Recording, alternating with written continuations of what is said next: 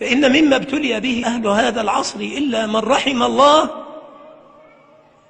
داء الجحود، يده في طبقك وخنجره في ظهرك ولا يبالي، ومهما صنعت له من معروف انقلب عليك، فكان أول طاعن فيك وأول مجرم بك وأول محارب لك على القانون. وإذا خاصم فجر، لا يحارب حربا شريفة.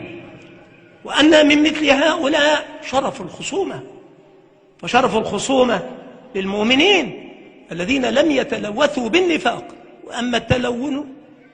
وأما النفاق وتعلمون أن أصل الاشتقاق في اللغة من نافقاء يربوع، يتخذ في الأرض مسارب عدة ويرقق الأرض تحت مخارجها، وليس له سوى مدخل واحد يدخل منه ويجعل مخرجا ظاهرا ينتظره عنده من ينتظره، فلينتظر إلى يوم الدين.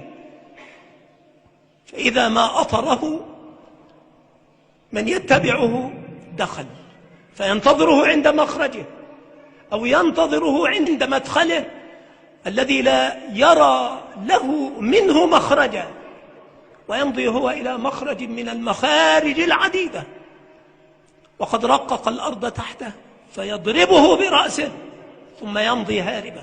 مسارب.